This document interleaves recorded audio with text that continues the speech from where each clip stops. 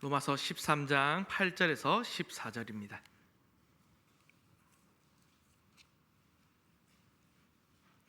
13절.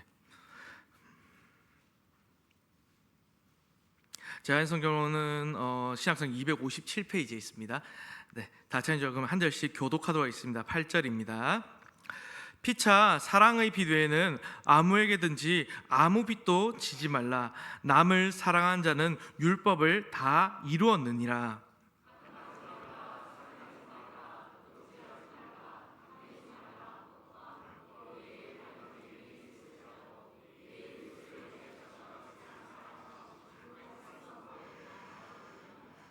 사랑은 이웃에게 악을 행하지 아니하나니 그러므로 사랑은 율법의 완성이니라.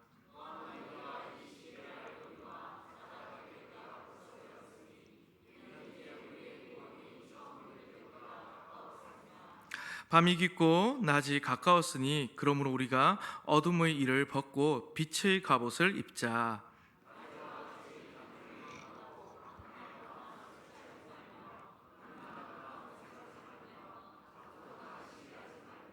함께 읽겠습니다.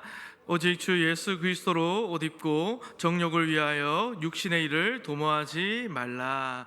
아멘. 이제 작년 뉴스를 보니까요. 작년에 이제 이런 뉴스가 있었습니다. 작년에 발표된 이제 국제금융협회에서 뭐 좋은 이야기는 아닙니다. 세계 부채 보고서에 따르면 참 안타깝게 세계 주요 나라 34개국 중에 가계 부채 비율을 조사했는데 우리나라가 이게 가장 많다고 나왔습니다. 가계 부채가. 그만큼 해서 우리 가정들마다 가정마다 가지고 있는 빚이 참 많다는 겁니다. 그래서 우리 이런 말 있지 않습니까? 빚지고는 못 산다. 이런 말이 있는데 지금 우리나라의 상황으로 말하면 반대로 정말 빚 없이는 못 산다라는 말이 어울리는 것 같습니다. 그 사람들이요 정말 쉽게 빚을 내고 또 이용하고 그렇게 살아갑니다. 저도 그렇습니다. 예를 들어 신용카드로 결제를 하고요, 또 대출을 받아서 학비를 내고 또 그렇게 집을 구하고 할부로 차를 사고 또 물건을 구입합니다. 우리 대부분 그렇게 또 살아갑니다. 그래서 지금 가진 돈으로 살기에는 현실적으로 우리는 너무나 어려운 시대를 살아가고 있습니다. 앞으로 가지게 될 돈을 미리 어떻게 보면 빌려 쓴다고 해야 될까요? 그런 것이 아주 자연스러운 것 같습니다. 현실이 참 이런데 오늘 말씀은요 반대로 이렇게 명령하고 있습니다. 아무에게든지 아무 빚도 지지 말라. 정말 이 말씀을 보면요, 이 명령대로 보면요, 이 그냥 말 그대로 보면 우리 이렇게 살면 안 된다는 얘기입니다. 그렇다면 우리 지금 하는 일들 당장 멈춰야 될까요? 오늘 그래서 한번 본문을 살펴보면서 한번 생각을 해보려고 합니다. 그래서 우리 앞에 7절을 보면요, 먼저 7절에 모든 자에게 줄 것을 주라는 말씀이 있습니다. 이 명령은요 단순히 주라는 의미가 아니라 사실은 빚진 것을 갚으라는 의미입니다. 그러니 내 것이라 생각하지 말고 마땅히 주어야 될 빚이 있다면 이제 그것을 갚으라는 명령입니다. 그리고 오늘 본문 8절이 이제 시작이 되는데요, 이제 오늘 부제가 사랑은 율법의 완성인데 여기서요 오늘 이 본문요 빚을 갚으라는 명령이 이어지고 있는 것을 보게 됩니다. 그래서 오늘 8절 보면 오늘 이렇게 시작을 합니다. 피차 사랑의 빚 외에는 아무에게든지 아무 빚도 지지 말라. 서로 사랑을 행하는 것, 서로 사랑을 행하는 것, 그 외에는 어떤 빚도 지금 허락되지 않는다는 것입니다. 우리가 질 수 있는 그 빚이라는 것은 사랑밖에 없다는 것입니다. 그렇다면 이 말씀 우리는 어떻게 적용할 수 있을까요? 사랑의 빚은 예니까 마음껏 빚질 수 있다고 생각하는 겁니다. 그래서 사랑의 빚을 악용하는 겁니다. 이러면 안 되는데 마치 내가 당연히 받아야 하는 권리처럼 사랑의 수고를 요구하는 것입니다. 옛날에 그래서 이런 농담이 있었습니다. 호의가 계속되면 권리인 줄 안다고. 정말 그렇게 하는 겁니다. 그러니까 다른 사람에게 빚을 질 수 있는 권리가 나에게 있으니 내 뜻대로 마음대로 하는 것입니다. 왜 나에게 사랑을 주지 않지? 왜 나에게 나를 섬기지 않지? 이런 태도로 나아가는 것입니다. 근데 이런 태도는 다른 사람에게 나의 빚을 떠넘기는 것과 같습니다. 물론 사랑을 준 쪽에서는 아무 조건 없이 그런 사랑들을 베풉니다. 하지만 그렇다고 해서 사랑을 받는 쪽에서 아무 조건 없이 이것을 당연하게 여기고 권리로 생각해서는 안 된다는 말입니다. 하나님께서는 오늘 보면요, 우리에게 정말 한없는 사랑을 베푸십니다. 하지만 우리는요, 그런 사랑을 받을 자격이 있다고 생각을 하고 당연한 권리로 생각하고 착각하는 것은 다른 것입니다. 우리는 사실 그럴 수 없는 존재이기 때문입니다. 그래서 이 말씀을요, 정말 사랑의 빚을 악용하는 것으로 적용할 수는 없습니다. 또 다른 경우에는 그래서요, 또 이 명령을요 이렇게 적용한 경우도 있습니다. 아무 빚도 지지 말라 명령을요 너무나 말씀적으로, 정말 이것을 너무나 문자적으로 적용하는 것입니다. 그래서 모든 경제 활동에 있어서 빚을 져서는 안 된다는 겁니다. 극단적일 수 있지만 말씀에 순종하기 위해서 어떠한 빚도 용납하지 않는 겁니다. 모든 거래를 현금으로만 하고 또 이제 카드 사용을 악으로 생각하는 겁니다. 그 대출이나 할부는 정말 세상과 타협하는 걸 생각하는 그런 사람들인 겁니다. 근데 만약에 그렇게 한번 생각해 봅시다. 그렇게 한번 생각해 봅시다. 그럼요, 성경은요 오늘 빚지는 것을 죄라고 말씀하지는 않습니다. 빚을 좋은 것이라고 얘기하지는 않지만 빚지는 것 자체를 금하고 있지는 않습니다. 이스라엘 백성에게 주어진 구약의 명령은요, 보면은 빚 자체를 금한 것이 아니라 이것을 통해서 빚을 주고 형제들에게 이자를 받는 것을 금지합니다. 그러니 빚을 주는 것은 허용하되 다른 이제 그런 것으로 이자를 받는 것을 금지한 것입니다. 예수님께서는 이 원수를 사랑하고 선대하며 아무것도 바라지 말고 꾸어주라라고 명령을 하셨습니다. 그래서 오늘 우리가 생각할 수 있는 것은요, 빚지는 것 자체는 문제가 아니지만 문제가 될 가능성이 있는 것들은 조심을 조금 해야 한다는 것입니다. 그래서 말씀에서 강조한 것은 오늘 갚으란 이야기입니다.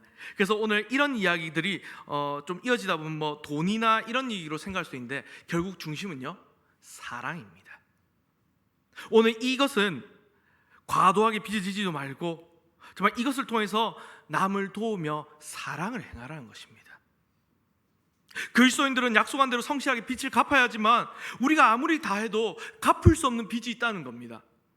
그것은 바로 사랑이라는 빚입니다. 우리에게 영원한 부채라고 할 수 있습니다. 그런 의미에서 오늘 본문의 명령을요 한번 바꾸어서 표현해 보면요, 서로 사랑하는 명령을요 이렇게 생각할 수 있습니다. 우리는 갚을 수 없는 그 하나님의 사랑을 받았고 이제는 우리가 그 사랑을 빚진 자이기 때문에 우리가 서로 사랑해야 합니다. 그리고 서로 사랑함으로 이 영원히 갚을 수 없는 빚을 계속해서 갚아가는 것입니다. 그래서 이 빚에 대해서 이렇게 정리할 수 있죠. 사랑으로 빚을 갚으라. 그렇게 사랑할 때 오늘 우리는 율법을 이루게 된다는 것입니다.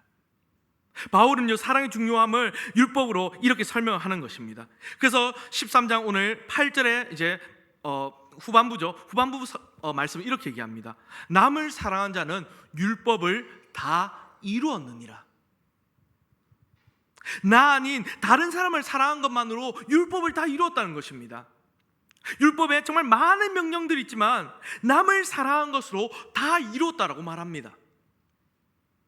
그리고 9절에도 계속해서 여러 가지 계명들이 나오는데 바울은요 대표적인 10계명의 이 계명들을 이제 계속해서 이어가고 있습니다. 그뿐만 아니라 언급하지 않은 다른 계명들이 있을지라도 모든 계명들은요 결국 내 이웃을 내 자신과 같이 사랑하는 이 말씀으로 요약할 수 있습니다. 여기 말씀에서 또 끝에 그 말씀 가운데 다 들었느니라 라고 9절의 끝에 되어 있는데 결국 이 말씀이 요약된다는 의미입니다. 율법의 많은 명령들이 결국 이웃을 사랑하라, 우리가 그 영혼들을 사랑하는 명령으로 묶을 수 있는 것입니다.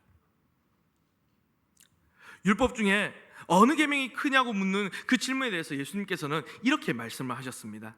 마태복음 22장 37절 40절 말씀입니다. 이렇게 말씀하셨죠.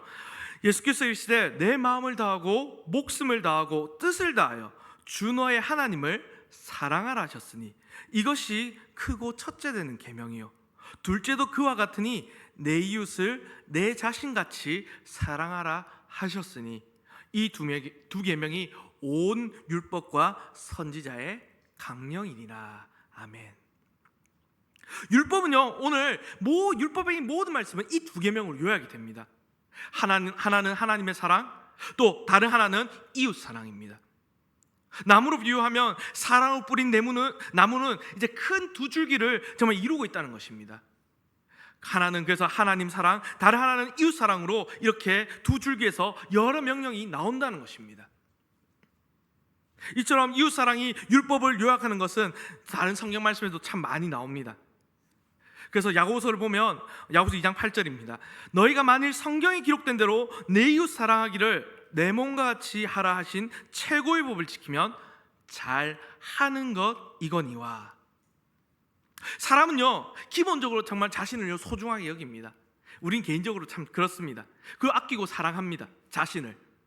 하지만 우리가 이것은 그래서 경험적으로 너무나 잘 알고 있는 사실인데요, 하나님께서는 우리가 그렇게 나 자신을 생각하고 사랑하는 것처럼 내 이웃들, 내 옆에 있는 사람들을, 또 우리에게 있는 그 불신자들을 그렇게 사랑하라고 말씀하신 것입니다. 그것이 사랑이고, 오늘 사랑에 빚진 자, 제가 하나님의 그 사랑을 빚진 자가 가져야 하는 삶이라는 것입니다. 이렇게 사랑의 중요함을 율법을 통해서 설명하는 바울의 결론은 오늘 10절에서 이렇게 끝납니다. 사랑은 이웃에게 악을 행하지 아니하나니 그러므로 사랑은 율법의 완성이니라. 아멘. 오늘 사랑은요, 율법의 완성이고 율법의 성취입니다. 율법의 의도대로 정말 온전하게 완성한 것이 바로 사랑이라는 것입니다. 사랑은 그래서 이웃에게 악을 행하지 않는 것이기에 그러합니다. 바꾸어 말하면 사랑은요, 이웃에게 선을 행하는 것으로 율법을 완성한다는 것입니다. 선행입니다. 율법의 요구가 그러합니다. 하나님께서 원하시는 그 선을 행하고, 그리고 하나님께서 미워하시는 악을 버리는 것, 그것이 사랑이고 우리가 사랑으로 이루어지는 것입니다. 우리는 여기서 그래서 다시 한번 선과 악으로 사랑이 설명되고 있음을 알 수가 있습니다. 이것이 거짓 없는 진짜 사랑이라는 겁니다.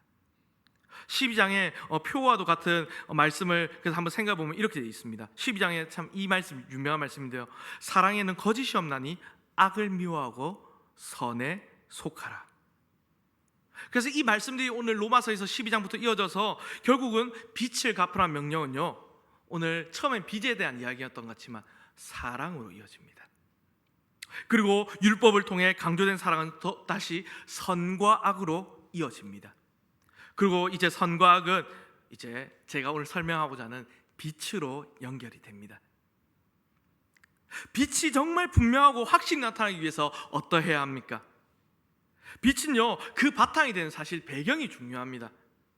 예를 들어 밝은 대낮에 아무리 빛을 밝혀도 별로 눈에 띄지 않습니다. 그러나 밤이라고 생각해 보십시오. 안 그래도 이제 옛날에 처음에 등이 새롭게 들어왔을 때, 이럴 때 새로운 빛이 생겼을 때 어땠습니까? 정말 깊은 어둠이 깔린 밤에 빛이 생겼을 때는 너무나 분명하게 드러납니다.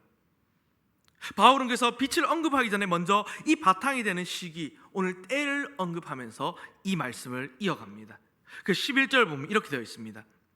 또한 너희가 이 시기를 알거니와 자다가 깰 때가 벌써 되었으니 이는 우리의 구원이 처음 믿을 때보다 가까웠음이라. 아멘. 오늘 여기서요, 벌써 자다가 깰 때가 되었다라고 말합니다. 이 말은 우리에게 임하게 될 미래의 그 구원, 그 우리에게 확정되어져 있는 그 최종적인 구원의 날이 더 가까이 날로 다가오고 있단 말입니다. 곧 해가 뜨게 될 것이고, 그러면 현재 우리의 삶이 되는 그 삶의 배경이 되는 이 어둠이 완전히 사라지게 될 것입니다. 다시 말하면 이제는 우리가 빛으로 살 수 있는 때가 얼마 남지 않았다는 것입니다. 그 12절 보면요, 밤이 깊고 낮이 가까웠으니, 아직 깊은 밤입니다. 아직 우리가 살고 있는 이곳은 정말 깊은 밤입니다. 하지만 곧 밝은 날, 낮이 올 것입니다. 지금은 우리가 여러 종류의 참 인공적인 빛이라 해야 될까, 이런 LED 이런 빛을 마음대로 사용하고 있지만, 당시에는 이제 이 당시를 생각해 보면 그렇지 않았습니다. 이 당시는 이제 옛날 고대 근동으로 가서 이때 보면 태양이라는 것이 사람들의 생활을 지배했습니다. 그래서 근동 지역의 사람들은 해가 뜰 때부터 해가 질 때까지 일을 하는데, 한낮이 되어서 뜨거운 햇빛이 있을 때는 또 일을 할 수 없었기에 일찍 일어나서 좀 햇빛이 조금 약할 때부터 일을 해서 그렇게 해야 했습니다. 그리고 자다가 그래서 오늘 깰 때가 되었다라는 이 말은요, 그래서 지금 날이 서서히 밝아오고 있다는 말입니다. 그래서 지금 가만히 누워서 자고 있으면 안 된다는 것입니다. 일할 수 없을 때가 오기 전에 일어나야 합니다. 날이 너무 뜨거워서 일할 수 없을 때, 또 어두워져서 일할 수 없을 때가 오기 전에 일어나야 합니다. 그래서 바울은요, 지금 임박한, 우리에게 당장 임박한 구원의 날에 대해서 말하고 있습니다. 마치 당장에도 주님께서 오실 것을 말하고 있는 것입니다. 그런데 우리가 이 말씀을 생각하면 지금으로부터 한 2000년이 지나지 않았습니까? 그런데도 어두운 때는요, 안타깝게도 계속되고 있습니다.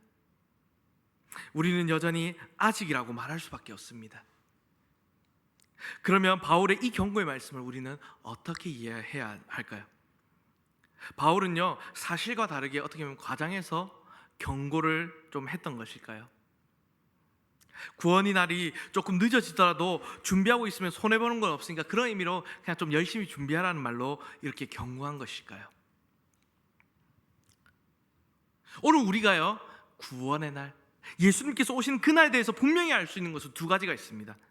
첫째는요, 그 누구도 그때를 정확하게 알 수 없다는 것입니다. 아무도 모릅니다. 세상에 참 많은 이단들이 있는데, 많은 이단들이 언제 예수님이 재림하신다 이러지 않습니까? 하지만 성경에서 말씀하시기를 그날의 그때는 아무도 모른다고 말씀하십니다. 그리고 또 둘째로는요, 그때가 언제든지 될 수 있다는 것입니다. 언제든지 예수님이 오실 수 있다는 것입니다. 주님이 그래서 다시 오시기 위해 뭔가 더 준비되어야 하거나 갖춰야 할 것이 이제는 없습니다. 우리가 살고 있는 이 말세의 때에는 주님께서 언제든지 다시 오실 수 있는 때입니다.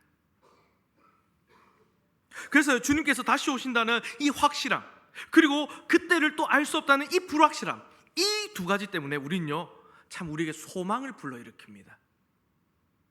막연한 기대나 바람이 아니라 확실한 소망입니다. 주님께서 오신다는 그 확실한 소망 말입니다. 그래서 우리에게 잠들어 있는 우리에게 우리의 삶을 일깨워 주시는 것입니다. 주님 오심은 확실한데 또 그때는 우리가 불확실하기 때문에 잠에서 늘 긴장하고 있습니다. 늘 우리로 깨어있게 합니다. 하나님의 그 계획 가운데 언제라도 일어날 수 있는 일이기 때문에 우리는 언제든 준비해야 되고 또 기다려야 합니다. 그것이 우리에게 사실은 복된 소망이 되는 것입니다. 그렇다면 오늘 예수님께 다시 오실 그 소망, 정말 그 사랑 가운데서 이제는 그 소망으로 나아갔을 때에 오늘 우리가 이 소망을 가진 사람들, 우리 성도들은 어떻게 살아야 하겠습니까? 오늘 이어지는 말씀을 보면 알 수 있습니다. 그래서 바울은 때를 알고 깨어있는 자의 삶이 어떠해야 하는지를 세 가지의 대조되는 이미지로 오늘 말씀을 표현하고 건면합니다. 그 첫 번째 대조는요, 어둠과 빛입니다. 오늘 12절을 보면 어둠과 빛을 얘기하고 있습니다. 오늘 어둠과 이 빛이 옷을 바꾸어 입는 것으로 오늘 이 권면을 묘사하고 있습니다. 그러니 어둠에 속했던 이제 우리가요, 이제 빛에 속한 자가 되었고, 예수님을 알고 이제는 빛에 속한 자가 되었고, 어둠의 일을 행하던 우리가 이제는 빛의 일을 행한 자가 되었다는 것입니다. 주님을 믿음으로써 이제는 우리의 그 가치관들, 우리의 그 삶이 완전히 바뀌어버린 것입니다. 특별히 여기서는 빛의 갑옷이라는 표현을 통해서 우리가 전투 중에 있음을 또 알 수 있습니다. 우리는 정말 빛의 갑옷을 입음으로써 적의 공격을 막고, 그 사탄 마귀의 공격을 막고, 이제 어둠 가운데서 빛을 드러내며 그 전투를 수행할 수 있다는 것입니다. 그리고 또 두 번째 어떤 또 대조를 하고 있는가? 두 번째는 단정함과 방탕함입니다. 13절을 보면 단정함과 방탕함이 나오는데요, 오늘 우리는요 여기서 볼 때 낮에 속한 자들입니다. 여기에 낮은 빛과 같은 의미로 생각할 수 있습니다. 오늘 우리는 낮에 속한 자로서 우리 성도들은 빛을 행하는 자라는 것입니다. 그리고 이것은 오늘 우리에게 단정함으로 나타나는데, 방탕함과 술 취함, 음란과 호색, 또 다툼과 시기와 같은 악한 것들을 버리는 것입니다. 이렇게 악을 버리고 선에 속한 것을 따르는 삶이 우리 성도들의 삶이라는 것을 오늘 바울 선생님이 말합니다. 그리고 또 세 번째 대조는 이제 주님의 옷과 육신의 일입니다. 오늘 14절 보면 이렇게 되어 있습니다. 오직 주 예수 그리스도로 옷 입고 정욕을 위하여 육신의 일을 도모하지 말라. 아멘. 옷은요 참 사람의 신분 능력을 보여주는 옷들이 그런 상징들입니다. 그래서 왕의 옷을 입은 사람은 왕의 신분과 그 능력을 가지고 있음을 보여줍니다. 그렇듯 오늘 우리는요 그리스도로 옷을 입고 있습니다. 그래서 우리는 그리스도의 권세를 갖고 있고 그리스도의 능력을 힘입어 오늘 살아갑니다. 우리가 그래서 그리스도와 함께 죽고 그리스도와 함께 이제는 살아났기에 이제는 그리스도와 연합되어서 우리는 살아갑니다. 또한 예수님의 그 성품이 우리의 성품이 되고 나의 성품이 되고 또 예수님의 그 삶이 나의 삶이 되어서 이제는 그렇게 그리스도와 닮은 자로 우리는 살아갑니다. 반대로 근데 우리 속에서 끊임없이 일어나는 것, 정말 나의 만족과 나의 욕심을 채우려는 것이 일어납니다. 그것은 나를 위해, 우리 자신을 위해 하려는 육신의 일들입니다.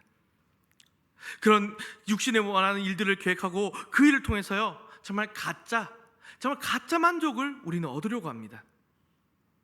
하지만 그 모든 시도들이 악을 도모하는 것이고 어둠에 속한 일이기에 오늘 우리는 그리스도를 힘입어서 육신의 일을 거절할 수 있다는 것입니다. 그리고 그렇게 우리가 악을 버리고 선을 행하고 빛에 대해서 이렇게 나아간다는 것입니다.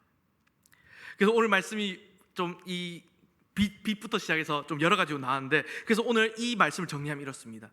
오늘 우리는요 사랑함으로 율법을 행한다고 합니다. 그리고 이 사랑은 선행으로 이어지고 이 선행으로 오늘 우리는요 빛을 비추어야 한다는 것입니다.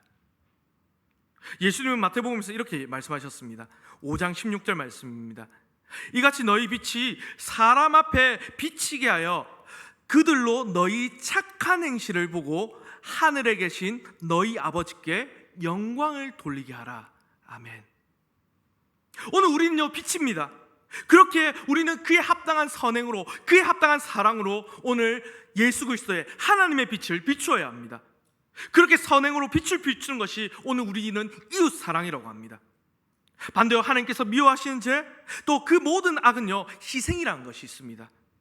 악으로 인해 지불되어야 되는 대가가 있는 것입니다. 만약에 우리가 그래서 악을 행한다면 누군가는 그에 대한 대가를 받게 될 것입니다. 자신이 될 수도 있고 주변이 될 수도 있고 가족이나 다른 사람이 될 수도 있습니다. 희생자가 생기는 것입니다. 그래서 진정한 오늘 사랑은요 악을 행하지 아니하고 선을 행하는 것이라고 할 수 있습니다. 우리가 정말 각자가 선행으로 오늘 하나님의 그 빛을 비출 때에, 빛 가운데 또 행하고 어둠을 버리고 또 악을 미워하고 선에 속할 때에, 그럴 때 우리는 진정으로 다른 사람을 사랑할 수 있다는 것입니다. 자, 바꿔 말하면 내가 어둠의 일을 하고 방탕한 일을 하고 육신의 일을 도모하고 있다면, 아무리 다른 사람을 위한다고 일을 하고 있다 해도 다른 사랑, 그런 가짜 사랑을, 저 진짜 사랑을 행하고 있다고 할 수 없다는 것입니다. 오늘 우리는 이제 올 한 해 정말 VIP를 작정하고 나아갑니다. 그 VIP도 우리는 사랑하며 나아가야 합니다. 우리 어떻게 나아가야겠습니까? 오늘 이 말씀을 보았다면 우리는 어떻게 나아가야겠습니까? 대충 어둠의 일을 하면서 말로만 사랑을 행하면 그것이 율법의 완성이겠습니까? 정말 그것이 하나님의 뜻에 합당한 빛을 행하는 삶이겠습니까? 정말 우리가 주님을 사랑한 사람이라면, 정말 우리가 교회와 이웃을 사랑한 사람이라면, 정말 하나님 뜻에 합당한 빛을 행하는 삶이라면 오늘 우리는 악을 내어버리고 하나님의 선을 행하는 삶을 이웃들에게, 우리 옆에 있는 사람들에게 행해야 한다는 것입니다. 그것이 진짜 사랑을 실천하는 것입니다. 그래서 진짜 사랑을 실천하는 것은 내가 빛 가운데 선을 행하는 것입니다. 주님의 말씀을 따라 선을 행하고 악을 미워하는 것, 또 주님의 오심을 바라보면서 정말 그 구원의 날을 바라보며 깨어 기다리며 사는 것, 그렇게 또 우리가 이 구원받았기에 이 구원의 복음을 믿지 않는 자들에게 전하는 것, 이것이 곧 사랑이고 이웃에게 참 유익을 주는 일입니다. 그래서 오늘 사랑으로 빚을 갚는 일, 그것은 선행으로 빛을 비추는 일과 서로 분리되는 일이 아닙니다. 함께 이루어져야 하는 일인 것입니다. 히브리서에서도 서로 돌아보아 사랑과 선행으로 격려하라고 말씀합니다. 오늘 사랑과 선행으로 격려한 일, 오늘 예수님께서 오실 그날이 가까울수록 우리는 더욱더 힘써야 하며, 그래서 우리가 VIP를 작정하고 전도하며 나아가야 하는 것입니다. 말씀 맺겠습니다. 오늘 우리는요, 정말 밤이 깊고 낮이 가까운 때를 살고 있습니다. 우리의 그 구원의 날이 더욱더 가까운 때를 살아가고 있습니다. 그만큼 세상의 도전, 유혹이 만만치 않은 때를 또 살아가고 있습니다. 어렵습니다. 우리가 살고 있는 세상은요, 정말 쾌락이 인생의 목적이고, 정말 또 사람들은 그 쾌락을 추구하며 살고, 그렇게 살도록 서로를 부추기면서 서로 비교하며 살아갑니다. 이런 어두운 때를 살아가면서 우리도요, 나도 모르는 사이에 그 일에 빠져들 수도 있습니다. 조심해야 할 것입니다. 혼자서는 어렵습니다. 그렇게 죄의 유혹과 시험을 이길 수 있도록 오늘 우리는 사랑으로 서로를 격려해야 합니다. 그리고 예수 그리스도의 옷을 입은 자로서, 또 빛의 갑옷을 입은 군사로서 선을 행하고 서로를 뜨겁게 사랑해야 할 것입니다. 그러기 위해서 우리가 오늘 어떤 사랑을 받았는지, 하나님으로부터 어떤 사랑을 받았는지 잊지 마시길 바랍니다. 우리가 주님께서 먼저 정말 도저히 갚을 수 없는 그 한없는 사랑을 우리에게 이제는 부어주셨기에 오늘 우리는요, 그 사랑으로 말미암아 정말 그 옆에 있는 이웃들에게 이웃을 사랑하고 또 그렇게 서로를 사랑하는 것입니다. 주님께서 십자가에서 자신을 아낌없이 내어주셨고 율법의 모든 요구를 다 이루어 주셨습니다. 그래서 우리는 그 사랑의 빚진 자입니다. 우리가 주님의 본을 쫓아 율법을 행하는, 율법을 완성하는 사랑을 이제는 행해야 합니다. 빛 대신 주님을 쫓아서 이제는 우리가 선을 행하는 것입니다. 그렇게 우리가 사랑으로 오늘 빚을 갚으면서 또 선행으로 빛을 비추며 이 땅에서 살아가는 것입니다. 그리고 사랑하는 성도 여러분, 이제는 우리가 주님 다시 오실 날이 얼마 남지 않았습니다. 저 그날을 기대하고 소망하며 사시길 바랍니다. 그러면서 그 가운데에 사랑과 선행으로 정말 이웃들에게도 이 사랑을 전하여서 정말 그들이 복음을 모른다면 그들에게 이 한없는 사랑의 복음을 전하시고, 그래서 이 세상에 빛을 비추어서 함께 구원받는, 정말 그 구원받고 정말 은혜로 정말 그렇게 이 땅에서 복을 받고 살아가는 저와 여러분들, 우리 모든 성도들 되시기를 주님의 이름으로 간절히 바랍니다. 아멘.